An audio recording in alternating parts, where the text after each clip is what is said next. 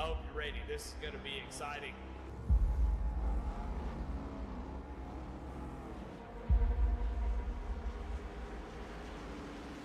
Here we go, career starts up, we go. Green flag is out and we're underway.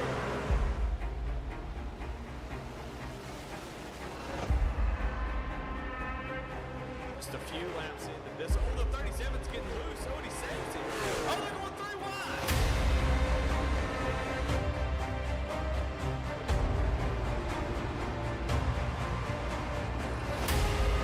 We've got a 5-way fight for the win of this race coming to 4 laps to go.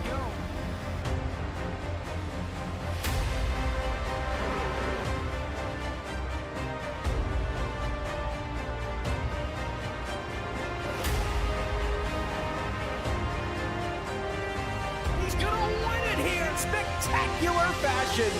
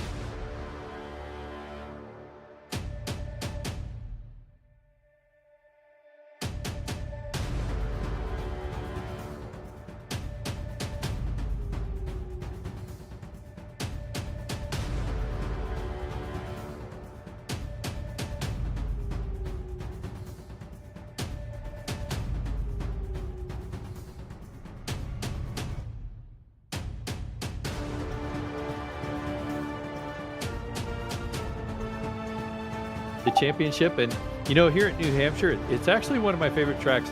It's nice to come out here and go flat tracking. I kind of like how these cars are getting around the track tonight. We're going to see if there's going to be any interesting strategy here, but definitely a fun track for me. Yes, sir. This week takes us to a 1.06-mile traditional oval in the heart of New England, home to Loudon the Lobster and one of the notorious flat tracks on the NASCAR circuit, New Hampshire Motor Speedway. With 2 to 7 degrees of progressive banking in the turns, keeping a rhythm and managing a good exit on both straightaways will be key to taming the Lobster Mile. Yeah, that's for sure. And I was noticing the guys during practice. I did some testing out here myself just to see what the fuel mileage was going to be. But I noticed a lot of guys were using third and fourth gear. They weren't really getting into fifth. So I think we'll see a lot of that, especially as the tires start to wear. And there you see the track layout there. Length is 1 mile with that 2 to 7 degrees banking that you were talking about. But yeah, this track is a lot of fun to get around. But these cars are, at least in the initial opening laps, are going to be super tight. So these drivers are going to have to be careful. Especially considering iRacing did do a rework on these cars as well during this most recent update. If we do a lot of pacing, the marbles are going to be picking up real nasty. Yeah, that's another interesting thing that iRacing did. It's always interesting when we get a new update, what iRacing has brought to the table, you know, just to add a little bit more realism to the sim here, and having the marbles getting picked up on this track. And you don't run on the bottom typically here. You run about the center of the track. So you run center on up and you get in those marbles. These guys could be fighting some squirrely conditions out there. Yes, indeed. We're going to be running 100 laps tonight. 4 sets of tires for everybody. It's going to be a iRacing fixed setup, 100% fuel, and a total of 2 green-white checkers. And as always with our Premier Series, no fast repairs. Yeah, and the other thing is, I was talking about fuel mileage. These guys are going to probably can go about 85 laps. With a 100-lap race, you know, they can definitely go over 3/4 of the way. It's going to be interesting on the pit strategy side, because you'll have guys that'll probably try to stay out and hope for a caution, and then might see some of our top guys, you know, around the halfway mark come in and start taking tires, and then it's going to leave a lot of people going, geez, do I stay out or do I get my pit cycle done? You know, so that's where I think some really good strategy might come into play, and that's provided we can get another green flag run here tonight at New Hampshire. Yes, indeed. Back-to-back races with a full green run, and we are just about completed with qualifying. Since forming in 2013, Jam Printing and Promotions has contributed printing and promotional sponsorships to more than 60 local nonprofits, with a primary focus on organizations that assist veterans, women, and children. They have been with Goat Locker Racing since the very beginning, local and veteran certified. When they do well, they do good in the community, and your Jam Printing and Promotions Pole Award winner, Patrick Trabick in the 07. No surprise there. He's been fast all season. Jacob Ellingson going to line up on the outside of row 1. Jamie Barkas making it 3 to top the field for Goat Locker Racing. Chance Taylor rolling off in P4. Jason Taylor in P5 with Jeremy Gardner, your current points leader, in 6th. Wesley Burke in the 04 rolling off P7. Michael Kostick in 8th. Logan Threlkeld in P9, and Brian Provo rounding out your top 10. In P11 will be Samuel Yosef. P12 will be James Silvers, another one of those winners here out in the field here, starting in that 12th position. Daniel Cunningham will start P13 with Cody Anderson on his outside in P14. Timothy Williams will start P15 with Levi McCarty starting back in the field in 16th. Michael Jones will start 17th with Tyler Justice starting on his outside in 18th. James Kaufman will start P19 with Skylar Daly starting P20. Bobby Fender Bender in P21. Jamie Libke in the Grambling Machine P22. Ashton Acero Nolan in 23rd. Tyler Evans going to be starting 24th. Charles Abert rolls off P25. Chuck Feltz in the Marine Machine. That's 75 rolling off 26th. Travis Gilbert did not take a time in qualifying and will roll off 27th. And Corinne Smith will round out our 28-car field for tonight. Well, the last couple of races, we've had some pretty killer green flag racing, and I'm at a point right now where I'm kind of expecting, as we look at some of our drivers looking at their desktop cams that they got there. You see Cody Anderson, and then you got Chuck Feltz, of course, Bobby Bender out there. in that Marine Dream car. And then you got Jamie Lipke, Patrick Drabick, our pole sitter, and then Sammy Yosef out there on that last spot there. So thanks for showing your cameras there, guys, as we're about to go racing here in a 1 lap. Yep, everybody getting those cars fired up and up to speed, under pacing right now. The only penalty in the field, Logan Threlkeld is going to be starting from the back after a penalty from way earlier on this season. He hasn't been around very much recently, but he is going to start from the back today after a great qualifying effort. Yeah, and Logan, just a special note there, was the fastest in practice. So, it's going to be kind of fun to watch him come up through the field, see if he can bring that 30 machine back up front. We'll see what he can do on the night, but does have his work cut out for him here. Patrick Drabick, like I said, is going to be leading him. It looks like Patrick has chosen the outside lane there. He's got Jacob Illingsson on the inside, so that's how they'll start when the green flag drops. Pace car out of turn 4, the field close behind. Gonna cut him loose through the extreme scoring restart zone, and we are rolling. Green flag in Loudon. Ellingson with a great start there, able to keep side by side with Patrick Drabick. But Drabick is going to go into the corner. He does have the advantage in that middle lane, and now that 14 is taking a look on the outside of the 27, and it looks like those top 3 are going to get single file. Yep, Chance Taylor squeezing his way through, trying to get to that 3rd spot. Jason Taylor taking that inside line. Jamie Bark is going to dive it all the way to the bottom to try and hold position. Chance Taylor now fighting with Ellingson for P2. Yeah, Chance Taylor has got that outside lane, and if he can hold on to it and get down there. Oh, we got a car that slipped up just a little bit going backwards, but no caution, and we're still green. But that 14 car, Chance Taylor, has got the advantage over Ellingson right now. Can he get the momentum off the corner? Not quite now. This is what those new tires do at the moment. That 27 car holding strong there on the bottom. Yep, the 27 taking a lot more narrow entry, rolling the bottom of the corners while Chance Taylor rolls that 2nd outside line. He's going to tuck back behind Patrick Drabick, and the caution is out here at New Hampshire. Logan Threlkeld has gone around at the back of the field. Yeah, and it looks like the 44 might have been involved with that too. Travis Gilbert, another one of the fast drivers. We're going to go back to the V-Speed instant replay and see exactly what happened here. Taking a look at the 30 car on the backstretch. Oh, yep, Gilbert got caught up on somebody and just ended up getting spit out in front of the 30. Looked like Bobby Bender was making contact with Jamie Lipke. The 44 gets into the side of the 77 and just dives down the track. I don't know what quite to make of that. Yeah, Tyler Evans was kind of just holding his line there. I don't think the 44 knew he was there. He just drifted up the track, maybe thought the 77 could move up higher. 77 was just holding the line there, and 44 gets into him. So, and I think the 77, as we go on board here with the 77, yeah, he has the car there, the 96 on the outside. Yeah, just nowhere for that car to go of Tyler Evans. So the 44 gets up there, and technically the 44's fault on that one. So Travis Gilbert, another one of those fast drivers, headed to pit lane, get that car repaired.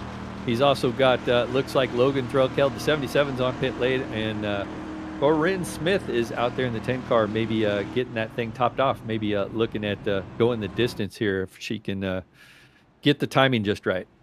Yes, indeed. Travis Gilbert doing his best Joey Logano impression on that one. Rolling that the paint scheme, celebrating the career, the supercars career of Scott McLaughlin from the Phoenix race last weekend. I don't think you were able to see that one.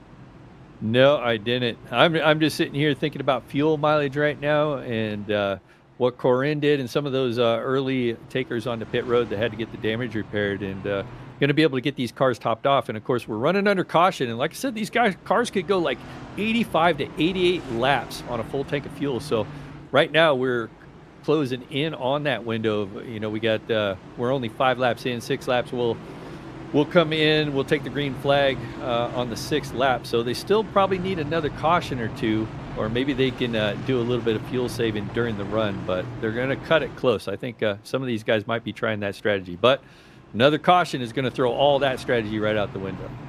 Everybody is doubled up. Patrick Drabick once again opting for that outside line We're going to be 6 laps in when we take the green. Everybody lined up on the back stretch, getting ready to go once more. You can see Drabick trying to warm up those tires. That 14 of Chance Taylor's been super strong. Really pushed himself into that second place, getting around Jacob Ellingson. We'll see what he does on this restart down on the bottom. Pace car is in once again. Drabick going to lead the field through the extreme scoring restart zone, and back green at New Hampshire. Taylor didn't get a great start. No, and Jacob Ellingson was trying to push him and try to get him going, but yeah, that was a terrible start for Chance Taylor there. Chance Taylor now is under threat. Jamie Barkus now on his outside. Jamie Barkus battling hard, trying to follow Patrick Drabick down into 3. Looks like he's going to clear the 14 car. Give second place to Jamie Barkus now running high on the outside. Kind of slammed it in there a little hard. And then, they get together there right on the rear quarter panel of Barkus, able to hang on to it. 14 challenging back really hard on the inside at the moment. Everybody able to hold it together. Taylor goes up to the top. Looks like he tried to make a move on Barkus, trying to rotate around the outside, and he's going to have the advantage on Ellingson as they exit. Barkus loses it out of turn 3, or out of turn 2. Back up the track. He noses it into the inside wall, and we are still green. Bad news for the 15. Yeah, and that's a result of that shifting I was talking about, going from 4th to 3rd, and they're accelerating out of the corners while these cars are super tight. They will snap loose on you when you get a lot of power under those rear tires, and I believe that's exactly what happened to Barkus here. So you can see him in 3rd gear. We're riding along. He's in 3rd gear, standing on the throttle, and it just goes around, So there you have it. It looked like he wasn't giving it his all through there either. I think that may be something we see a lot more often, and Jacob Ellingson has also dropped back way much through the field. He has lost 19 spots from that incident with Barkus, and it looks like he's got damage on the front end as well. He might have clapped the wall. Yeah, that's a tough break for that driver there. We're looking at the replay, see exactly what happened. You see him up on the wall there, going down in across the start-finish line here, actually, as he's still continuing to lose positions, get that thing gathered up. Oh, here we go. Here's the shot here. Barkus around. Oh, yeah, Ellingson trying to avoid it. And that's that low air pressure on the left-hand side of that car. Very low air pressure on those tires. And when you turn it back to the right, the car just wants to snap on you. And that's exactly what happened to Jacob Ellingson there. Just a bad day early on for those two. Meanwhile, further back, the 04 Wesley Burke fighting for position with Jeremy Gardner in that 4th spot, trying to dive into the inside here. The 57 keeping it pinned to the middle lane here. We're seeing a couple different lanes develop. We saw Taylor taking that second from the top. We saw Barkus trying that very top lane. Gardner running the middle there, and it looks like Burke is going to continue running that low line. Yeah, you see sometimes in some of the series, some of these drivers will run down and get on the apron. I tried that during my little practice test session. I didn't really like the way the car felt down on the apron, but a lot of drivers will run that apron. And if you're comfortable doing it, you can gain a lot of positions. I watched drivers like McWhorter and Whitley do it in other series. And you just seen Burke do it a few times. But Burke definitely running a different line than Gardner. Yep, when we go further back and take a look at the battle back here, this is Brian Provo just behind Daniel Cunningham, and James Silvers fighting for the 8th spot. Cunningham stuck down to the inside, Provo on the outside. The 08 going to rotate over the top, and it looks like Kostick is backing up the corner a little bit, almost makes contact with Silvers. Yeah, it's a great battle here you're watching. He's going to have to give it up. Silvers got the advantage there on the outside. He's going to clear that car headed down into turn 1. Silver's going to get that preferred line and able to hold on to that position, looking at the back of the 3 car just ahead of him there of Michael Kostick. Yep, Cunningham still running all the way to the bottom of the track. Gets clear of Provo and now diving to the inside of Silvers. Looks like he's got a fender in there. Yep. It looks like he is almost bisecting the car with the bottom line on the track. Provo getting a little loose out on exit. James Silvers still holding it to the outside. Cunningham going to try and battle back once again to the inside here. Yeah, when you got 2 cars side by side here at New Hampshire, you can see him using the apron down there. But when you got 2 cars battling side by side at New Hampshire, it kind of takes the preferred line away from both drivers. That 4 car you would think has a preferred line, but it looks like he is under threat here of losing that position. But no, he comes back on the outside, so these drivers are continuing to run side by side. Speaking of threat, look at this. Levi McCarty to the inside of Brian Provo, just behind these guys. This is last week's winner, passed more cars than almost anybody throughout that whole session. And he's still to the... He ended up getting a little loose on exit there underneath Provo. But look for him to try and move his way back up the field further on into this race. Yeah, McCarty locked himself into the championship hunt there last week with that win. Like you said, you're going to take another look here at Brian Provo here on the inside. Provo does have the preferred line, but McCarty's going to send it in there, try to clear that car. He runs up the track. I think McCarty's going to have it. He's up the track high enough to get some momentum off. We'll see what he can do down here into 3, and they're still side by side in front of him as well. Yep, looks like he is clear of Provo, if not just barely, moving their way into 3 and 4 behind James Silvers. Silvers giving the position to Cunningham. No, Provo claps the wall behind. That'll all but guarantee the spot for Levi McCarty. And Daniel Cunningham still fighting to the inside of James Silvers. Not done yet. Yeah, this is McCarty's view here with those two drivers. You can see just in front there, Daniel Cunningham and Silvers. Cunningham down on the inside in that blue and white car.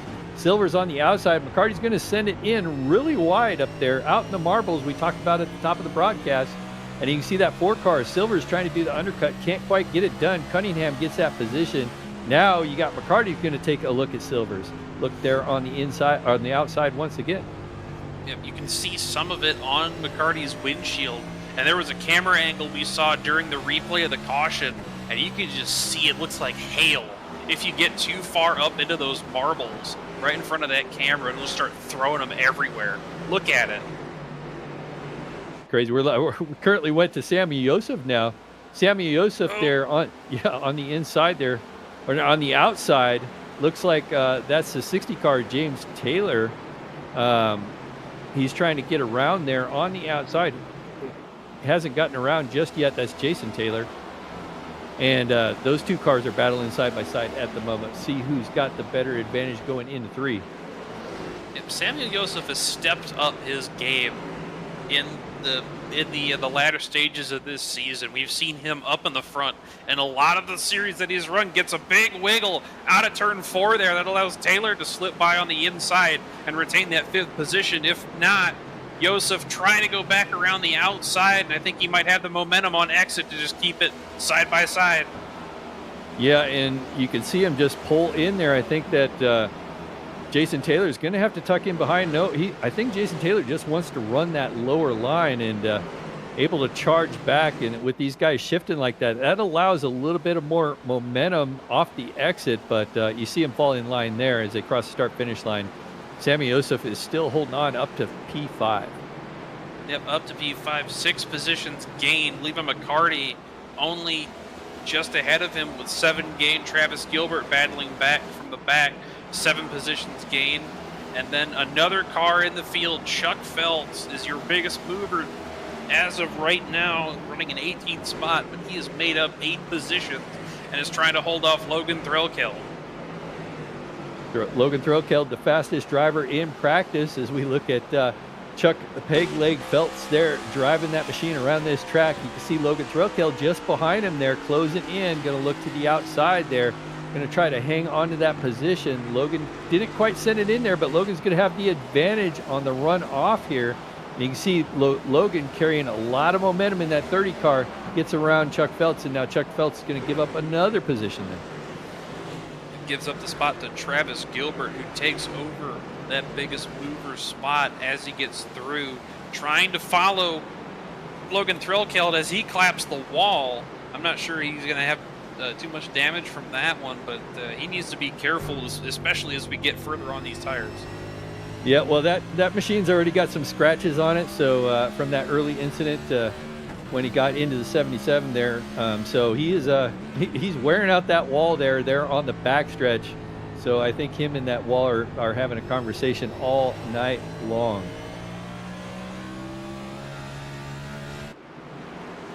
On board just a moment ago with Travis Gilbert. That 44, pretty fast in practice. Didn't put together the qualifying that he was looking for, but he is slowly, ever so slightly, making his way up through the field. And it looks like everything is kind of settled out back there. Meanwhile, this battle continues. Samuel Joseph, Jason Taylor clapping the wall pretty hard on the exit of turn 4, and we're going to be seeing a lot more of that as we get through this race. Only 25 laps in the books. Looking back at this battle with Michael Kostick and Daniel Cunningham now. James Silvers having dropped the positions to both of them. Levi McCarty watching for these two to maybe make a mistake and try and pick them both up. Yeah, you can see the 3-car of Michael Kostick there on the outside. And looking, Daniel Cunningham trying to look to the inside there, trying to get that position made. But the momentum is strong for that 3-car there. Able to hold on for now across the start-finish line ahead of Daniel. I was noticing, some of these drivers. I was watching Samuel Joseph get into the corner, and I think, that's one of those things with brake bias is watching him slide the nose of that car into the corner, and definitely going to hurt long-run speed if that continues. He might have been just overly aggressive there. As we're watching Levi McCarty now on the outside of Daniel Cunningham, trying to move up another position on the night. There you can see Levi McCarty with a strong run there on the outside. Definitely going to take that position away as they cross the start-finish line. Massive run for the 51 machine as he gets around Daniel Cunningham, trying to chase down Michael Kostick, wraps it around that middle lane. He's going to have a lot more momentum out of 2, gets another loose snap, but he keeps that momentum. He's going to dive to the inside of Kostick into 3. Yeah, Levi McCarty making gains big time here. We'll see if he's got any kind of advantage here down on the bottom, but I think he does. He has that 3-car cleared, going to be able to drop in front of him. Crossing the start-finish line, now he's going to set his sights there on Jason Taylor just ahead in that 60 machine, in that black and blue car. And, Levi McCarty definitely making up positions. He still has the advantage there on the outside. I don't think the 3 is going to have anything for him there. But the 3 did take a look, and you can see the 3's trying to challenge back hard there. Now, my question is, you said that the fuel run is going to be about 85 laps, correct? Yes. What is the earliest you would be willing to pit in order to get that car filled up? And additionally, when do you want to put fresh tires on it to try and make your charge to the front? Well, it depends on where you're at on the track. If you're leading this race, you're going to just be watching your relative and trying to figure out, what drivers am I in competition with and when are they going to start their pick cycle. However, if you're, maybe somewhere around the top 10 or whatever, you might be willing to run that risk. You're looking at Patrick Drabick, who's currently leading this thing, and you're like, man, I don't have anything for Patrick. So maybe I can sneak one out by pitting early, maybe at the halfway point at lap 50, get some fresh tires on there. And if we stay green, I might come out in the lucky bird seat. So that's what I'm talking about. The strategy here tonight could be absolutely crazy. And then let's not forget about some of the drivers in the back that came in. We had 4 or 5 drivers come in, top off on that last caution. They're going to be very close to making it, especially if they're saving fuel throughout this run. So if we stay green, we've got a couple drivers out there that potentially, theoretically, could make it, but I think it's going to be really difficult for them to do. They'd have to drive so slow that they just give up too much time on the track. Taking a look at your leader, Patrick Drabick, and he has a sponsor on his car that has been with Goat Locker for quite some time. Save 22 is a 501c3 organization dedicated to preventing suicide among veterans, active duty personnel, and first responders. Our unwavering mission highlights the 4 critical pillars that make up SAVE: Shield, Assist, Volunteer, Educate. Save22.vet. Struggling? Let's talk. Yeah, it's so nice having those guys on board. Definitely reach out to them if you guys are having any issues. You're a veteran first responder. They're here to help. Don't be afraid to use them. That's what they're here for. Meanwhile, we're watching Patrick Drabick in that Save 22 machine, and it looks like Chance Taylor is starting to close in. Last time I paid attention to this gap, it was well over a second, maybe 1.2, but really closed it down to looks like about a half a second right now as they go through 1 and 2. Really closed in that gap. You got Wesley Burke, who snuck himself into this picture as well. So Patrick Drabick is starting to look at a rearview mirror that's starting to fill up with a couple of cars back there. Yep, Taylor's got about half a tenth on lap time ahead of Dravik just now as we get across the line. Once again, we're going to see those lap times refresh. Meanwhile, Wesley Burke is flying, trying to get to the back bumper of the 14 and challenge for that second spot. 31-1 compared to the 31-4 set by Taylor, and he is there. Yeah, and he has learned how to master that apron, which is very difficult to do. And I think the apron allows you to run the center a little bit better. Also is easier on your tires. And that 04 machine has figured that thing out. And like I said, I've seen some drivers be able to use that apron to their advantage. Wesley Burke just pulls away from the 14 using that apron. So I think Dravik is going to be in trouble here in about 4 or 5 more laps, the way that 04 is running him down. 0-4-2, the second spot. Chance Taylor now taking this opportunity to back it down a little bit, try and save some on the long run to try and catch up with Dravik once Burke gets himself up to it. But it looks like Dravik's starting to pick up the pace here as well. 31-2 the last lap to Burke's 31-8 or 3-8. Yeah, and Patrick Dravik very well could have been managing the gap a little bit there and saving tires. He had that lead there and trying to figure out where the cream was going to rise to the top here. He's seeing that cream come towards him now, and maybe standing on that loud pedal a little bit more and try to open that gap back up. And as we're 36 laps into this, we're nearing the halfway point. These guys are starting to think about what the strategy is going to be, and we'll just have to wait and see. Wesley Burke now only 0.6 behind the leader, Patrick Dravik. They got around the lap car of Bobby Bender just then. The 07 still holding that lead for now, but Burke is chopping away at it. 0.3 faster than Patrick Dravik that last time by.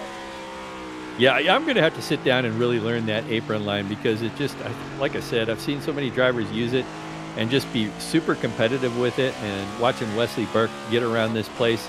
It looks like he's changing it up here and there. We just lost a little bit of connection there. Hopefully we get Wesley back. There he goes. We're back on board there.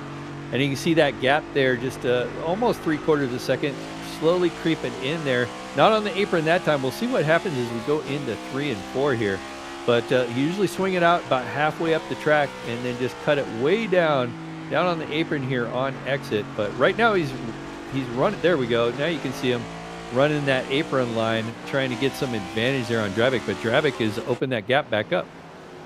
Yep, diamonding it just like you would any other short track. We saw a little bit of a loose snap from Burke on exit there. Meanwhile, further back, this battle is coming to a head once again. Daniel Cunningham just behind Brian Provo and Michael Kostick. Kostick having fallen back a couple spots after getting overtaken. Brian Provo looks like he doesn't have as much damage as I thought he did from clapping that wall. And those two are going to be side by side through turn 3 and on exit of turn 4. Yeah, those two drivers side by side. Daniel Cunningham looking for a way to go. Daniel Cunningham now using the apron. Corin Smith down there just behind him in that purple colored machine, that 10 car, down on the apron as well. So I think those drivers been watching our leaders up there. Some of those drivers running the apron, trying to get some advantage, trying to figure out where that speed is. Now you see the 3 car down on the apron, trying to get advantage over Brian Provo in that golden black car on the outside. Brian Provo will have the advantage in momentum currently as we go into 3 and 4 here. The 3 is still looking hard to get that position taken away from him. 08 going to step it out. He is going to hold that 8th position. Kostick maybe thinking about jumping down to the inside on turn 1. No, he's going to hold it a line lower than Provo.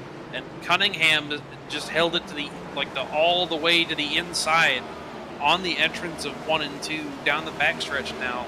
And Kostick is going to rethink his strategy as he jumps to the outside as offered by Provo, jumping down to the bottom to cover him off. Yeah, sends it hard. Oh, we had just seen it. Provo on to pit lane. So some of these cars going to get their service done here early in this cycle. So the 08 and the 15 are both on pit lane to get 4 tires and tank of fuel in those cars and get back out there. Yeah, Provo, the first one in that position to maybe benefit from the undercut. However, he is going to come out at least 1 lap down this time.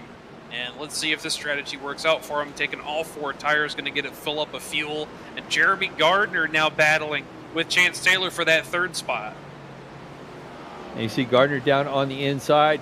Chance on the outside, just had nothing for Gardner. Gardner's been saving there. And, you know, he's got 4 wins on the season for a reason. Jeremy Gardner is now closed into that 4th position. I'm going to set his sights on Chance Taylor in the 14th, or excuse me, has just passed Chance Taylor for 3rd and is going to set his sights on Wesley Burke in the 04 machine. Chance Taylor having maybe pushed a little too hard, trying to keep up with Patrick Drabick in the first part of this run. Looks like Wesley Burke's fallen off of him as well, but Gardner picking up the pace. Gardner running a 31.6 that last time, getting around the 14 compared to the 31.3 of Wesley Burke, and they're starting to step it up as we get towards halfway. Yeah, I'm going to be curious to see what kind of gap Gardner can make up on Patrick Drabick right now, as Burke hasn't really, that distance really hasn't changed over the last several laps here. See Gardner down on the bottom, the 60 car on fresh tires going around on the outside.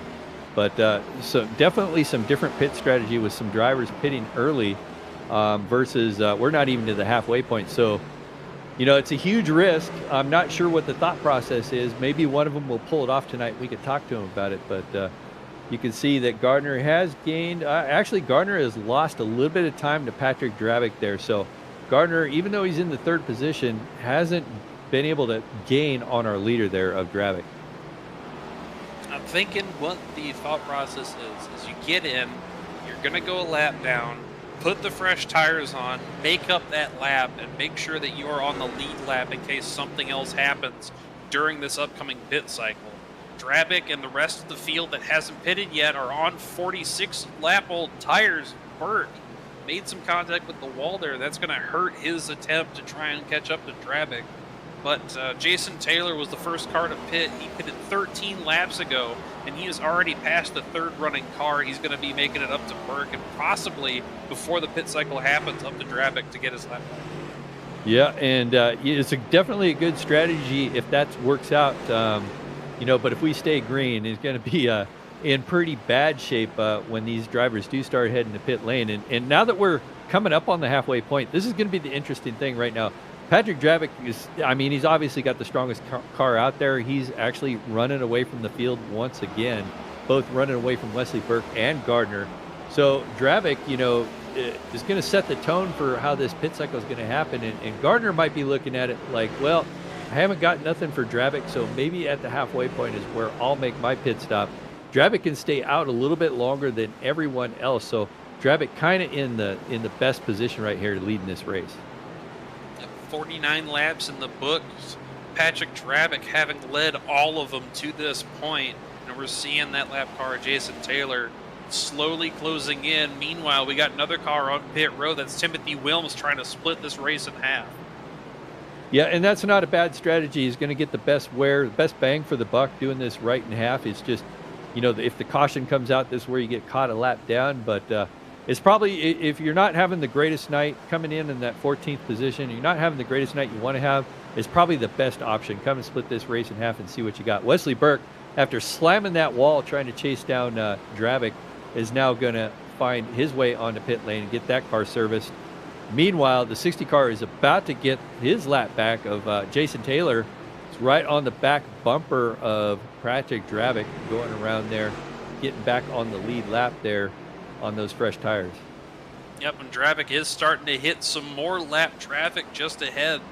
That is the 2 of Michael Jones in that red Liquid Death car as well.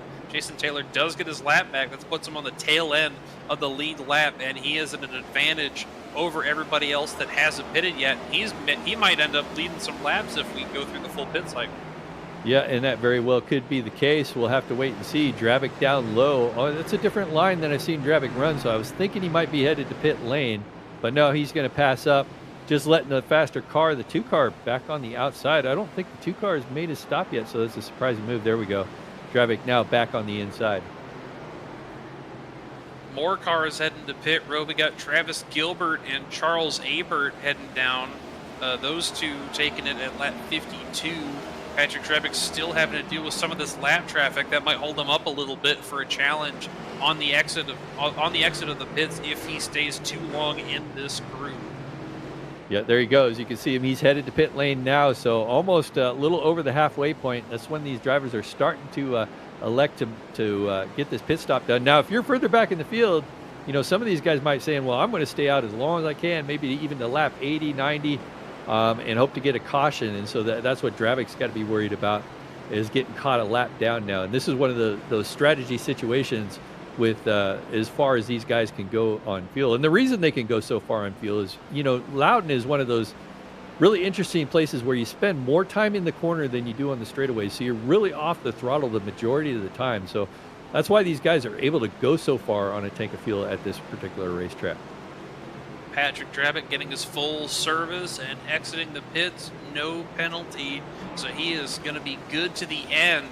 At lap 54, comes out right in front of the two of Michael Jones. Meanwhile, your current sitting leader, Jeremy Gardner, still has to make his stop, and Patrick Drabick has come out ahead of him. Yeah, and then you also got Levi McCarty back there right behind Jeremy Gardner. So Levi McCarty finds himself now in that second position. Chance Taylor now making his way onto pit lane. Chance Taylor in the 14 car, going to give up that third position, get that car serviced. A lot more of our front runners opting to go down to the pits. Tyler Justice of the 33 now taking it down from that 10th spot that he was running in. It's going to be just under 10 cars left that haven't taken it down pit road just yet. It'll be Jeremy Gardner all the way down to Jacob Ellingson. Yeah, and for those drivers staying out, you know, it's risk versus reward. You know, if they do get that magic caution, it's really going to hurt some of our drivers that came on the pit lane. So they're staying out there, probably hoping for that caution right now. But man, this race is looking pretty clean and green at the moment, and we haven't seen a lot of struggles, a lot of tight battles here in a while. So it does look like we're in the midst of a very green flag finish here. Yep. Speaking of battles, Michael Kostick battling with James Silvers for position when we get towards their part of the pit cycle here, as we see Cody Anderson clap the wall on the exit of turn 4, trying to catch up to these two. Kostick starting to step it out on the 4. Yeah, and you can see Silver's just behind them. The 3 car down on the apron. Silver's just behind. Silver's got a little loose, got on the apron there and clipped the wall just a little bit there. I don't think there was any damage on that machine. You see Cody Anderson now going by. Cody Anderson still on those old tires as well in that silver and yellow machine. So all these drivers are electing to stay out. I think they've decided to roll the dice and see what comes of this race. But it looks like that's what their strategy is at the moment. If you are ahead, the drivers that did pit, you are putting yourself in position for a lucky break once the caution comes out, because you will have that position still. Like, you're going to stay on the lead lap, which is probably going to be the most important part. Meanwhile, another development, Patrick Drabick has just passed Jason Taylor, and I think that whole strategy that Taylor had has gone out the window as the 07 is blazing fast. Yeah, Taylor needed that caution to come out right after he got back on the lead lap, and Drabick is starting to stretch it out right now. One of the Drabick pit on the 52 lap mark, I believe it was. So got kind of a nice advantage right now looking at the 60 machine going around. That's Chance Taylor currently running in the 10th position.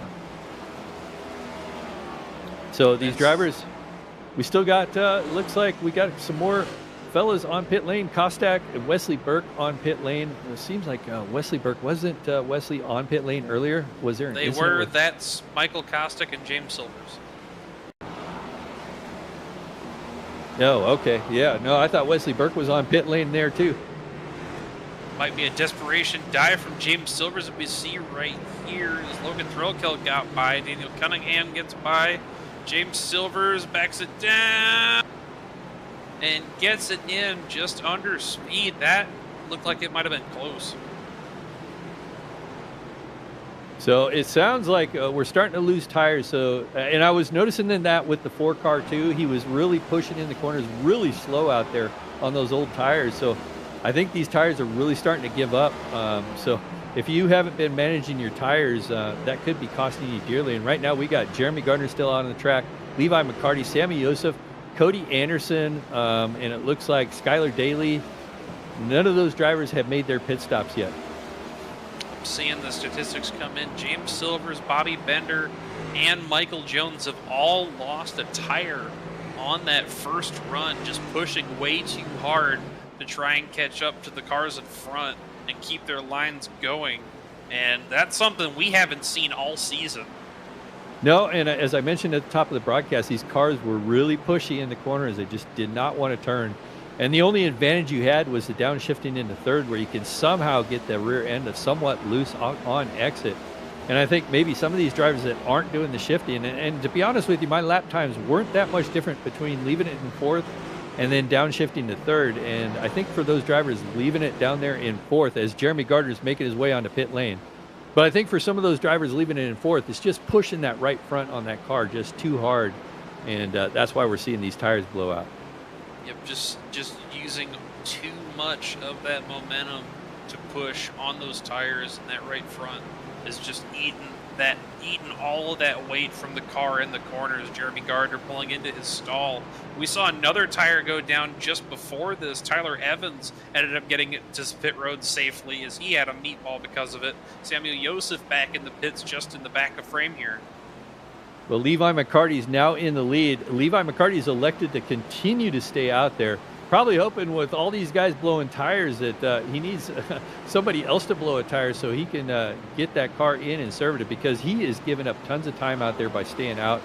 We got 36 laps to go, watching him drive that car around this track, praying that he doesn't have a tire failure and that he can get it down to pit lane. But right now he's kind of made his bed, and I think he's going to stay out as long as possible, hoping for a caution, because I think if he was to come in now under green flag condition, this race is pretty much going to be over for him. So I think this is pretty much the only strategy McCarty's got left. And this is what I mentioned at the top, that we're going to see strategy like this here tonight with as far as they could. Oh, we got the caution.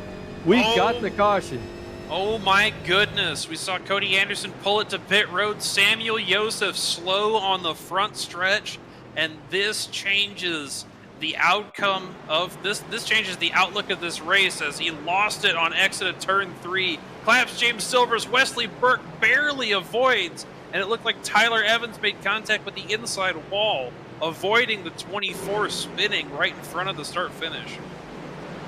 Another angle here. The 24, Sammy Joseph looking on board. The car just gets a little sideways there, I think. Yep. Trying to avoid actually another incident. Oh, it doesn't avoid it. That was Tyler Evans avoiding Sammy Joseph there, excuse me, but slams into the front end and then the inside wall.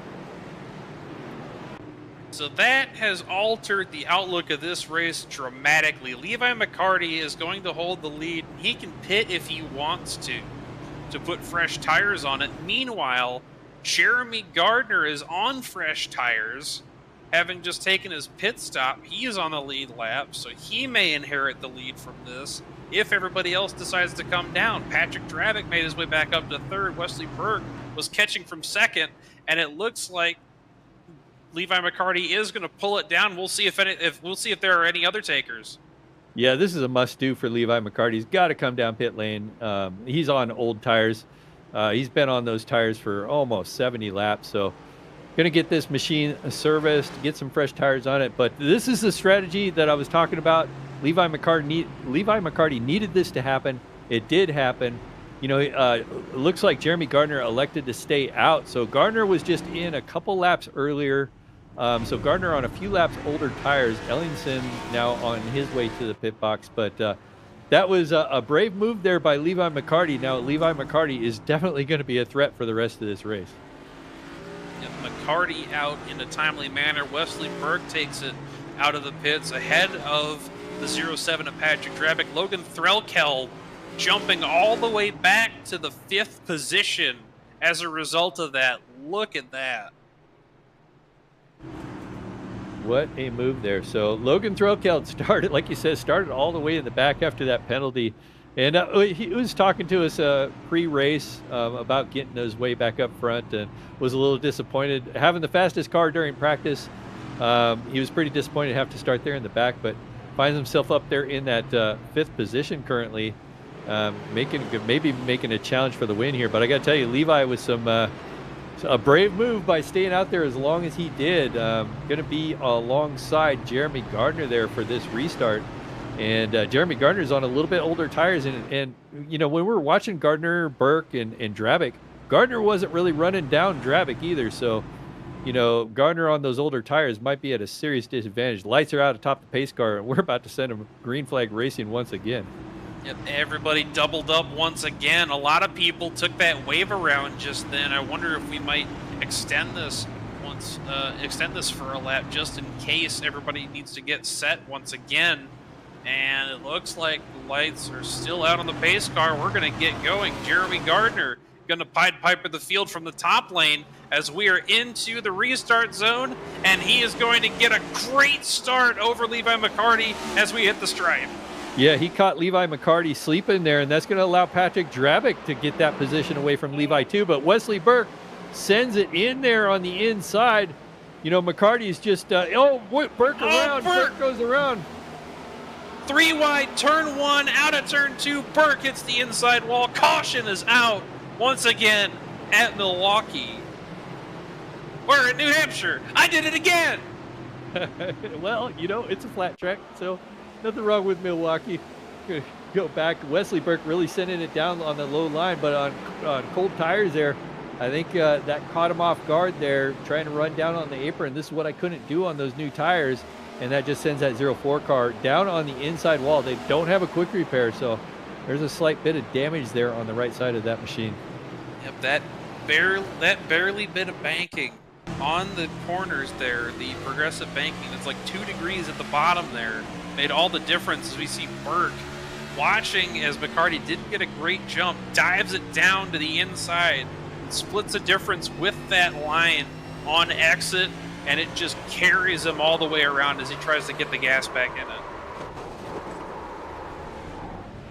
Well, we brought out another caution, so 3rd caution of the night. This is a pretty good night, but you know, we've been talking a lot up here, and you know who else does a lot of talking there, Jacob? Who can? I think it'd be Eddie Smith and Patrick Drabick. Of course, every Thursday night they put on what's called Goat Talk Live. It's a weekly podcast and a live show hosted by Eddie Smith and Patrick Drabick. It's a production on Above the Yellow Line Media, which focuses on league motorsports and veteran and first responder community stories. So, you know, guys, if you haven't checked on what goes on Thursday nights here at Goat Locker Racing, Eddie Smith and Patrick Drabick kind of brings everybody up to speed, what's going on with the organization, what's going on in the racing series. And so it's a lot of fun to sit down and watch. If you aren't doing anything, make sure you check that out. And if you can't check it out live and join the conversation, make sure you check it out after the show. And then, you know, be on Above the Yellow Line Media, which is another cool organization that showcases actually real racing, does a lot of coverage there. It's just a great opportunity to showcase what we do here at Goat Locker Racing.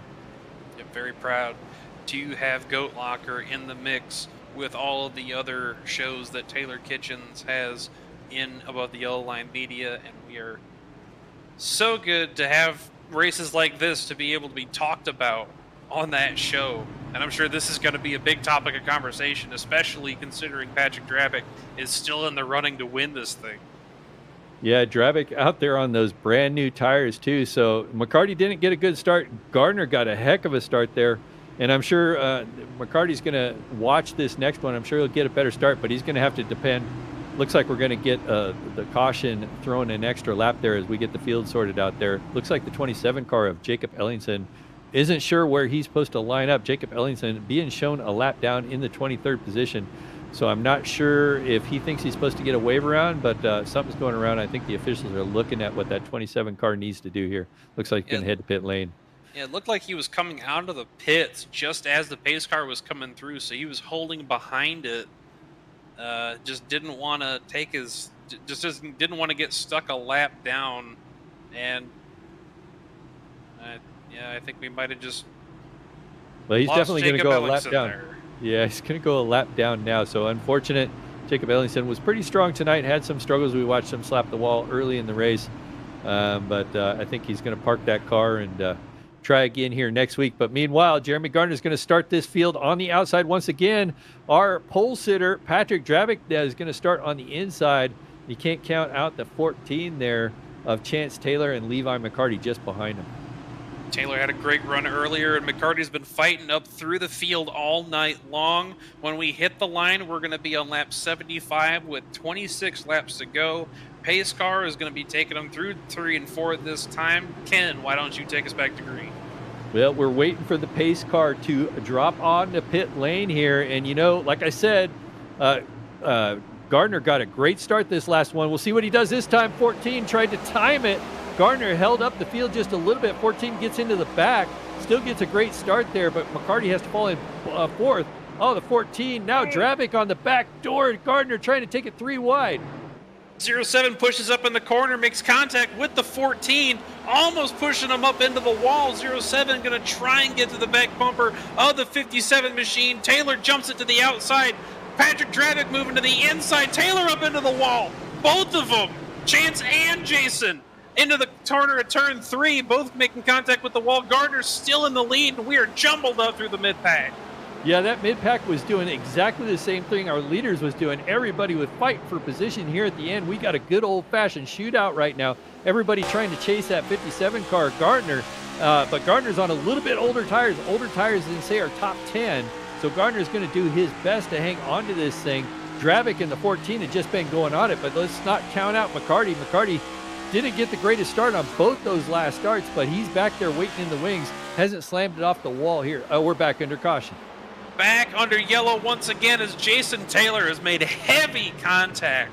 As per the front end of that car, that whole left front is demolished on the 60. We're going to take a look at what happened. It looks like he's battling with Wesley Burke further back. He made some contact earlier on as well, and they just make the exit through 3 and 4, and Taylor might, yep, he just loops it. Oh! That is all of the momentum that he had pushing on that gas pedal to try and get down the straightaway, directed into the inside wall. And we got to hope he's okay from that one. Yeah, if anything, at least that radiator's knocked out of that thing. He's going to need to get it to pit lane before it blows there and try to get some damage fixed on that. He was having such a good night. A lot of good battling up there, but that 60 machine is severely damaged. Going to go around trying to catch the back of the pace car. So, I mean, the car's still well enough where he's able to drive it, but it's definitely going to need some repairs there. I don't know how much time he's going to end up spending on pit lane to get that fixed. I'm sure there's going to be some mandatory repairs needed on that machine. Not very aero dependent, I would say, because with it being only a mile, it's still pretty flat, so you have to rely on a little bit of that body work to rotate you around the corners and help you cover off. Well, here's the thing, you know, a track like Loudon, it isn't very aerodynamic. However, you do need that front end downforce more than anything because these cars are so tight. The way these cars are set up and the setup they're having to drive, you need every little ounce of downforce you can get on the front of that thing because, well, we've seen it. We've seen guys blowing out right front tires all before that first pit stop, that mid-cycle pit stop. And that was all because these cars are pushing so hard. So when you get that kind of front end damage, it just really hurts the machine on a track like this. When we go back green, we are going to be under 20 laps to go. Ken, we didn't ask it earlier. Who you got? Oh, this is hard to say. I got to tell you, I like Dravik. Dravik was strong at the start of this race. The only reason he's back there in second is due to the way the pit cycle happened and where he decided to pit. I really like Dravik's chances here. I think that's who I'm going to go with. Meanwhile, somebody that we haven't seen a lot of since that first caution has made his way all the way back up to the 5th position. The 44, Travis Gilbert, has made up 22 spots from his starting position, and I don't think he's been doing that on luck. He has been driving around these guys left and right. Give me the 44 with the surprise win tonight. Yeah, well, I don't know if it's going to be that surprising, but yeah, that's a good pick. He was very fast in practice. Doing a great job. Wesley Burke on his outside, though. Wesley Burke making a great comeback after ended up back at the tail end of the lead lap there. So Wesley Burke in this picture as well in the top 6. So you got Gardner there on the outside going to lead us to the green flag. Dravik there on his inside. Then you got Levi McCarty there on the outside of the 14 car of Chance Taylor. Travis Gilbert back there and Wesley Burke are your top 6. We're about to go racing. It's a party up at the front, and Jeremy Gardner's putting it on. The pace car is rounding him through 3 and 4, pulls it into the pit lane, and Jeremy Gardner is going to lead him through the restart zone, gets another great jump, and we are back green once again as he and McCarty get a good jump through 1. Let's see how they're going to rotate. Patrick Dravic stays to the bottom to that second to low line. McCarty rotating through the middle of the track, and he's got Wesley Burke just behind him. Yeah, McCarty had a great start there, but Dravic able to drive it around on the inside there, get it done. You got the 14 of Chance Taylor now sticking it in there. They get together. Chance Taylor hits Levi McCarty, saves that car. No, hasn't saved it. No! Not saved it. And we're back under caution. Locked it up, sending it through turn 3, and pays for it big time. Chance Taylor with a great run all night has clobbered the wall in 4. Yeah, this is what we call here in the Northwest getting over your skis. So 14 car sending it down in there, trying to get this. Locks up the right front there. You can see the right front locked up. And that just has to do with these cars being so tight. Gets into McCarty. I don't think it was intentional, but that car just locked up on him, slid into McCarty, and just couldn't hang on to it from there. And on board with Chance Taylor this is through 1 and 2, just behind Patrick Dravic. Going to continue and try to make this move to the inside of the 51 here. Locks it up, sends it, and just cannot get it back down. Can't get it straightened out as he almost had it, but he just overcorrected, and then it just pulled him straight into the wall, and he's going to have a lot of damage to fix on the front end of that car.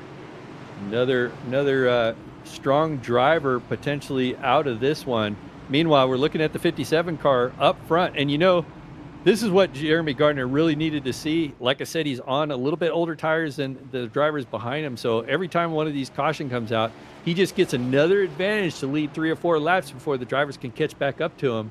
And Levi McCarty had a heck of a start that last lap, but Levi McCarty now in the 5th position, so he'll start on the inside provided nobody goes on to pit lane. But Levi finally got the restart that he needed, and just got back there, couldn't hold on to it, slid up the track, and that allowed some cars down on his inside, and then we had the contact there with the 14.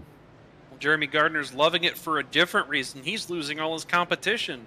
Taylor was up at the front for most of the race up and through that pit cycle, and he was one of the ones that was fighting for the lead, and he is no longer a factor in this lead pack. It is replaced by Tyler Justice, who's outside on that 3rd row, just outside of McCarty, and Travis Gilbert has worked his way behind the 57 now.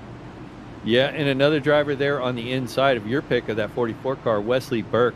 Don't want to count him out of this either, using all the apron, and you got to watch that 04 car, maybe trying to send it down in there, doing a big sweeping apron pass. So, Gardner and Dravic are going to have to look out for that. But that outside lane on the restart seems to have a heck of an advantage there.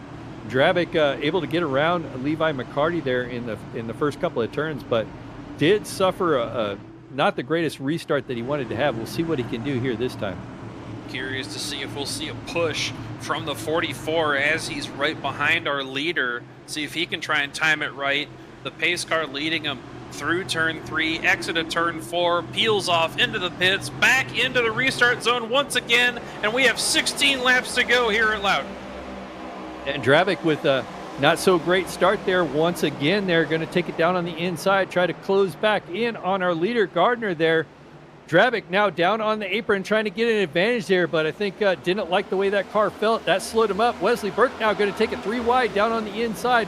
Wesley Burke very strong on the aprons. We'll see if he can keep it down there. Now we're 3 wide. Patrick Dravic in the middle trying to hang on to that position. Gardner's got to be loving it up front.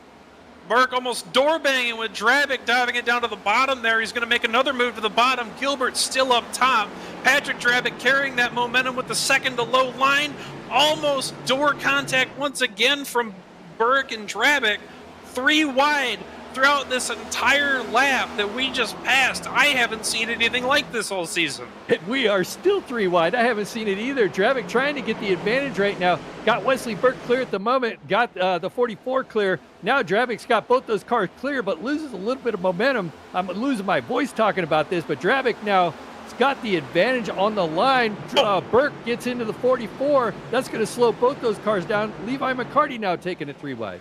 McCarty gets loose on the exit. Burke able to cover off the 44. Meanwhile, he is going to have another move. He's going to try and get to the back bumper of the 04 once again as Drabic is starting to inch closer to the 57. Yeah, Drabic, now that he's got those cars clear on a little bit fresher tires, but he's got to keep one eye in the windshield, one eye in the rear view mirror, because that 04 is super strong, and that'll sneak up on you. The way the 04 can run the bottom on that apron, you can see Drabic closing in on the back of our leader there. Drabic about 2 car lengths behind. Wesley Burke only 1. So Drabic's got to be very careful where he attempts his pass and not try to give up too much time. Drabic set the pace for most of this race, and I'd imagine he's wanting to do so again. But he's got the 04 of Wesley Burke to contend with. Gets a lot better exit from Burke as he wrapped to the inside of the track there, as Drabic is going to opt to take the higher line through the corner, trying to catch up to the 57, as Burke is going to have to rethink his game plan because the 07 is starting to step away. Yeah, and I think that that apron line works really well on the old tires, and on these new tires, it's not quite as effective because you can see Burke losing a lot of momentum on exit here, as you can see him down on the apron once again. And once they get on the straightaways, you can see those 2 cars just ahead of them just kind of outstep them, just to outpace them a little bit. So with 11 laps to go, he's going to need to get those tires to age really quick to have any hope with that line running the bottom like that, as we see him run it again. But Drabic a little sideways there, trying to get the power down, so Drabic loses a little bit of time. Just under 0.5 of a second between Drabic and Gardner as we go through, and we're under caution once again as Gardner's getting ready to take the 10 to go mark. That is the 77 of Tyler Evans on the backstretch. Yeah, we'll go back to the V-Speed instant replay and see what happened here. They're just crossing the start-finish line. Down on the inside, you see that blue and white 77 machine there with 44 on the outside. And just loses the rear end there. It's just a self-spin, and that brings out the caution. So no damage on that one this time, at least. So just a little bit of flat spots on the tires, I guess. Yep, gets it going, kept it relatively straight, but I think just because he was going so slow, I think iRacing might have thrown that one as a precaution. But we are within 10 to go. Jeremy Gardner still in control of this race, but Drabic and Burke and Gilbert and McCarty all with a shot at this one. You know, I like to have a lucky little rabbit's foot, and it all depends on the attire I like to wear when I'm racing here. I don't know. What about you, Jacob? What kind of attire do you like to wear while you're racing here at Go Lucker Racing? If it is cold, I grab my GLR hoodie, and I got that off of the GLR web store. Support the sport and the mission with Goat Locker Racing at glrwebstore.com. You'll find quality racing apparel, hats, and gear, and every purchase supports veterans, active military, and first responders. Your order also helps fuel our mission and fight back against mental health challenges facing our community. Great gear, real purpose. Visit glrwebstore.com, and we got the QR code right just up in your face right here, so you can go right there right now. Yeah, some awesome gear for some awesome people. So really supports the organization, and it's actually cool having that stuff. I got my Goat Locker Racing hat on right now as we speak, keeping my bald head nice and warm as we get ready to close this thing up. We'll have about 7 laps to go when we send them green flag racing again. I got to tell you, that inside lane just can't get going right now, and the Drabic that didn't probably want to see this caution just hasn't been able to get off the line. He's going to need to do something here different. Going to need to time this restart and kind of catch Jeremy Gardner off guard. I think that's about the only chance he's got. But, you know, your pick there in that 44 machine, you know, is on that outside too. And we've seen just the outside just gets a heck of a run on these starts. Well, that's entirely thanks to Jeremy Gardner and the way that he's been timing things. But Travis Gilbert hasn't been getting really good through the first 2 corners, and he's kind of settled out midway through that lead group. Jeremy Gardner has been piling on the great restarts time and time again, and all it takes is one slip up for Gardner to catch it on the inside and take it all the way back around that 57. Well, the last restart, we had 3 wide pretty much throughout the field. We only could cover a couple of them, but this next restart, I don't know, with 8 laps to go, 7 laps to go when the green flag comes out, maybe 4 wide? I don't know, but it's going to be close racing regardless. Pace car is going to take him around one more time, as I think some cars were getting lined back up to the back of the field. And Jeremy Gardner is going to have to tone it down a little bit, just kind of back it down. We do have 2 green-white checkers to tack onto this if we need to. But when we go back green, we are going to have 6 laps to go. And it is going to be close. Yeah, they were trying to get the field reset, and I got to say that 57 car was loving the fact that that caution got extended another lap because that he's getting such a great start. I think if I was sitting in the 57's position, I would want that extra caution lap because I know it just takes that much longer for those drivers to catch back up to me. We know how strong Drabic is. Drabic is really going to have to pull a rabbit out of his hat to get a great restart here, which he hasn't been able to do the last couple of restarts here. So. You got the 44 machine, Travis Gilbert there on the outside, Wesley Burke on the inside, Justice back there now we're talking about, and Levi McCarty in the top 6. 6 laps to go here at the Lobster Mile. Jeremy Gardner takes it to green once again and gets another great jump. Patrick Drabic very close behind. There was that start. Drabic has got this position. Now can Gardner do the crossover? He's in the back of Patrick Drabic. Is going to lose that position. Now Gardner under threat, trying to hang on to the top 3.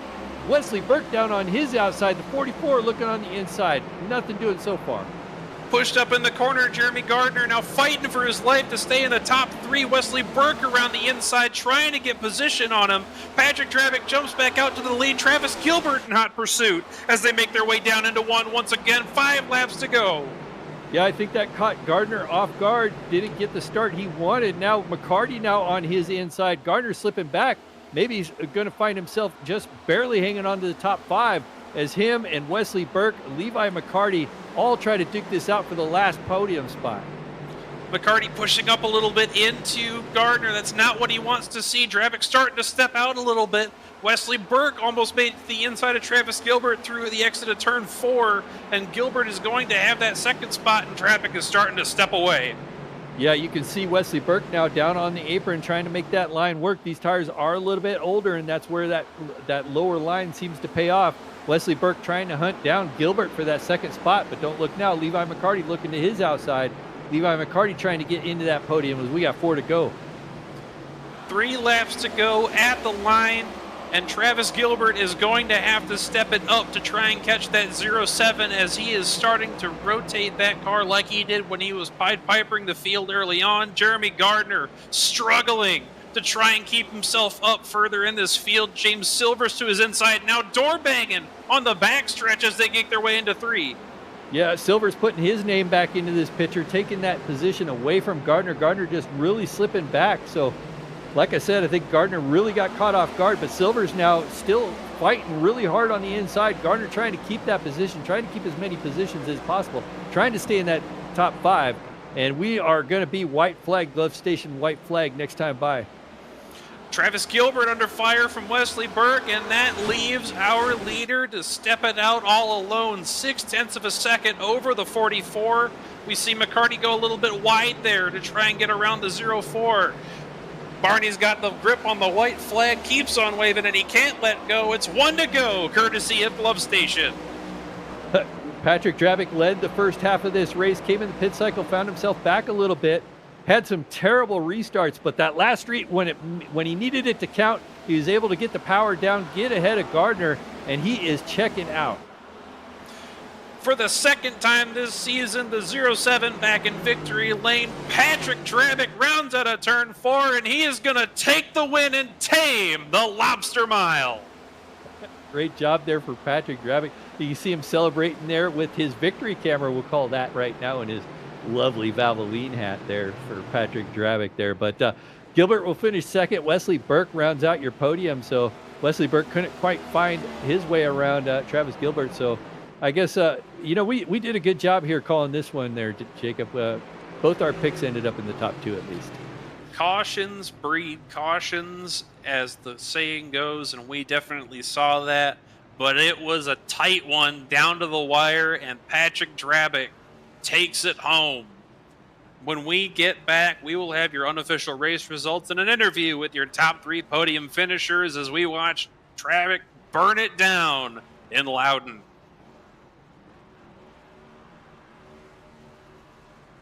Superior quality, ultimate protection, and the highest level of craftsmanship. We make our gloves for the hard worker that wakes up every morning and gives 110%. You deserve the highest quality protective gear that's going to work for you, day in, day out.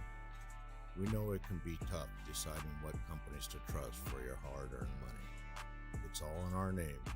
We've mastered our craft to help you master yours. We make our gloves rugged, durable, and designed for you. Whatever the job is, we have you covered. We are your glove station. A thriving job market and low cost of living, plus a wide range of veteran benefits, make Indiana the perfect place for veterans of the United States military to call home. InVets can help you find that home. We're an organization started by veterans to help former service members transition to civilian life in our state. InVets can help you find the community with the career opportunities, housing, schools, and amenities that fit your lifestyle. To learn more about InVets, visit us at invets.org today.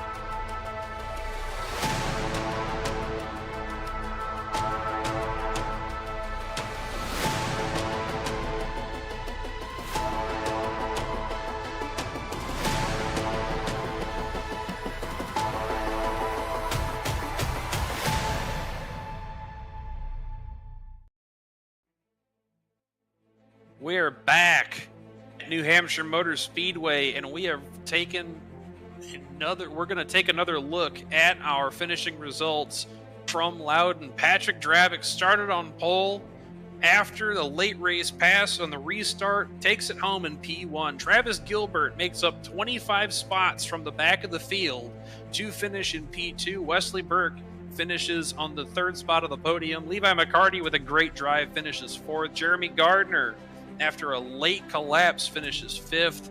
James Silvers in 6th. Logan Threlkel battles up to 7th. Tyler Justice in 8th. Daniel Cunningham in P9. And James Kaufman rounds out your top 10. Michael Kostick will finish P11 with Timothy Wilms finishing P12. Brian Provo will finish 13th. Skylar Daly 14th. Michael Jones will finish in the P15 position. Chance Taylor will finish P16 in a late race accident.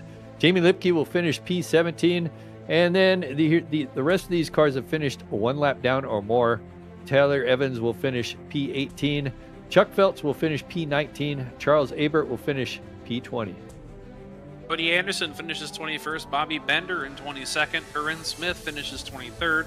Sammy Yosef in 24th. Jamie Barkas in 25th. Jason Taylor 26th. Jacob Ellingson 27th. And Ashton Nolan rounds out your 28-car field.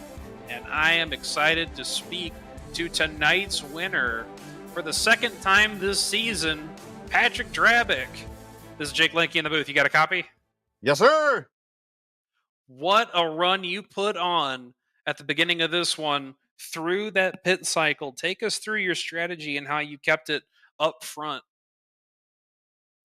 I mean, the car was just it felt really, really comfortable. Once I hit on a brake setting during practice, it just felt extremely comfortable. And once I got out front, just kind of set a pace and was going. I actually kind of screwed up that pit strategy a little bit. I wanted to pit a couple laps before I did after I saw Wesley hit pit road, but both laps I wanted to pit, there was already another car going in and didn't get caught behind him. But and then, the handful of cautions there and how it played out at the end, I'm just super, super stoked to be in victory lane here tonight.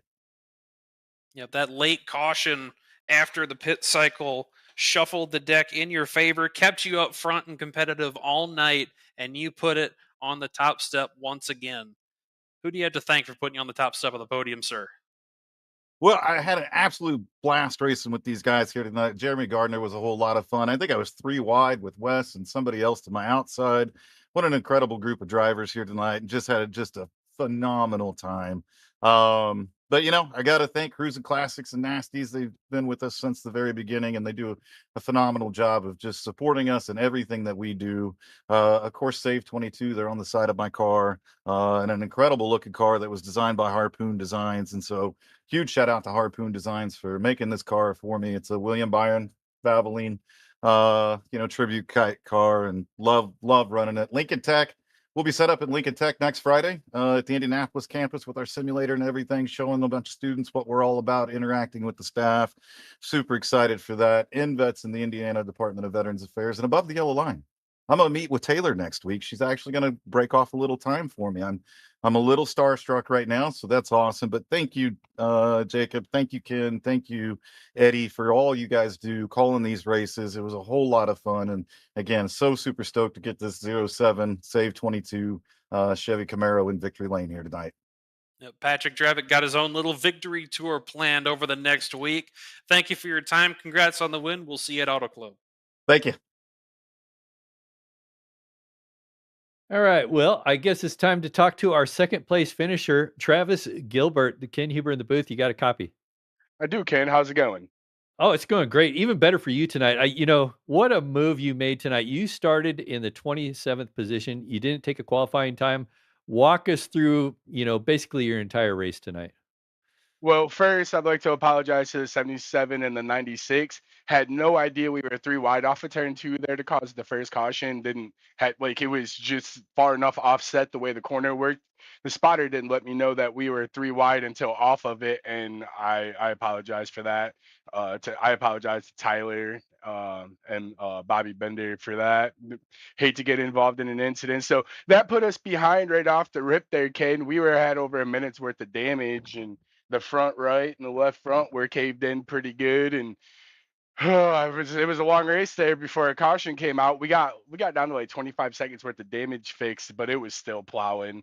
It was burning up the right front. So we pitted there with like 50 to go, and we were running around, I don't know, 10, 12 spot when that caution came out. So came down and got the caution or used the caution to get the damage fixed, and then from there, I knew the car was good, but I set it up for the long run, just a little bit looser than to go out and be able to attack the corner the way that I would like to. So was hoping for a long green flag run there at the end with like 20, 25 to go when the cautions kept falling.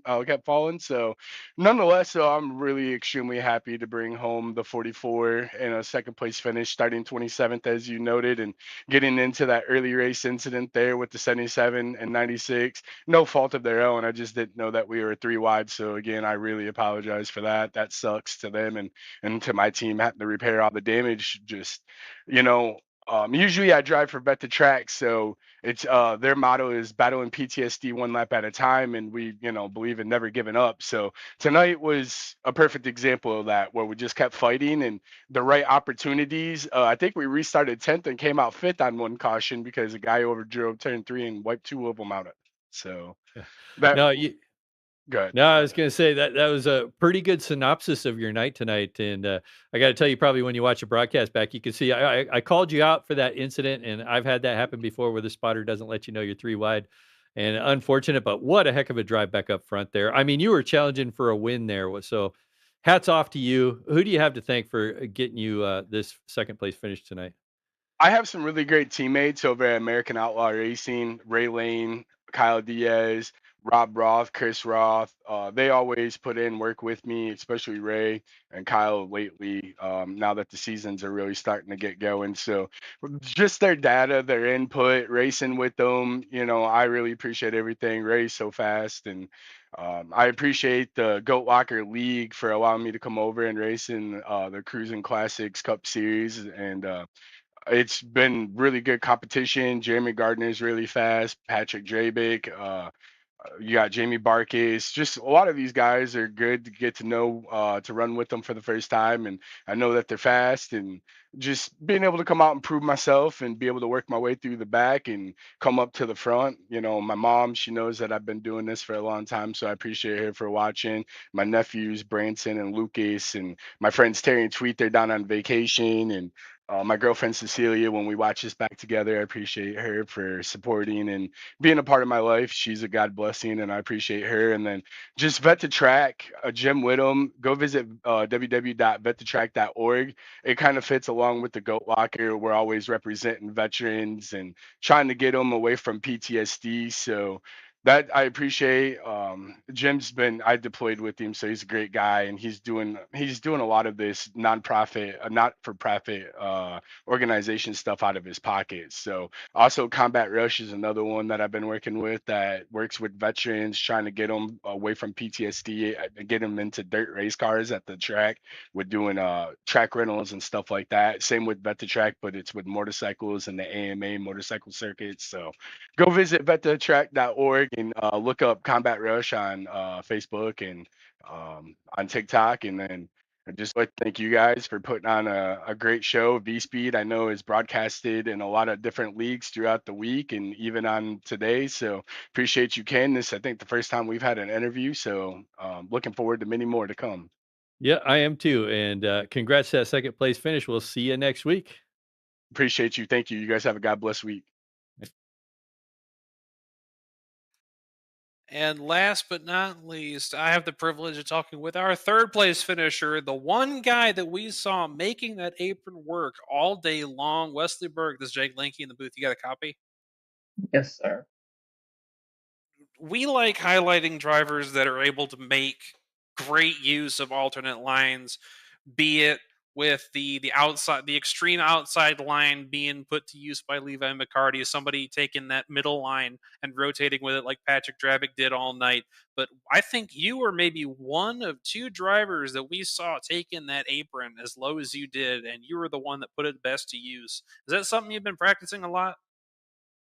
That's just the line I usually run with all cars. That just seems to let the car rotate a little bit better, save the right front a little bit more. Yep, it kept you in it, and it kept you competitive all the way to the end. We saw you have a little bit of an issue on one of the ensuing restarts late in the race, but you battled back and got back up into the top 5. Take us through your race. Yeah, started 7th, I think. Right? Hold on, let me check. Yes, I started 7th and go back to 9th after I got loose, like right before that first caution. Shot back up to like 3rd relatively quickly on the next restart, and then just started slowly working on Chance. Finally got around him. Started working to close in on Patrick, and then it just pushed tight, got on the wall, got wheel damage. And then like 2 laps later, I came in, put only rights on it, handled a lot better. If that caution didn't come out, I think I would have been the first one y'all were talking to. We saw you catching him gradually through that run, and it netted you a great finish and some more points on the year. Who do you have to thank for putting you on the podium? I'd like to thank iRacing, K-Fire Design, SimMotion, Harpoon Design, Zach Graphics, Cruisin Classics, and U Up and V-Speed. A very great run for you tonight. Thank you for your time. Great finish. We'll see you at Auto Club. See ya. What a race, Ken. Like, I don't like driving on this track, but I sure do like watching the racing it puts on.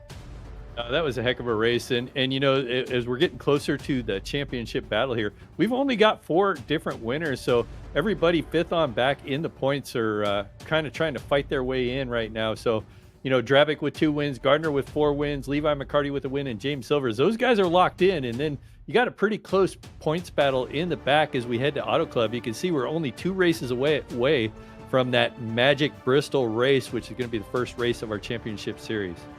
It's going to be a knockdown drag out, but you got to get through 2 tough tracks. Before that, Darlington is your regular season finale, a tough track in its own right. Thank you, Jeremy Gardner. And Auto Club, which is by all definitions a power track that is probably going to net us a surprise winner, if I would be so keen to guess. Well, we thank you very much for tuning in tonight for everybody here at V-Speed. I'm Jacob Lanke. Here in the booth with me was Ken Huber. Eddie Smith was on production. Dougie Beard providing your cameras. and Goat Locker for putting on this wonderful race for you tonight. Thank you for your time. We will see you at Auto Club.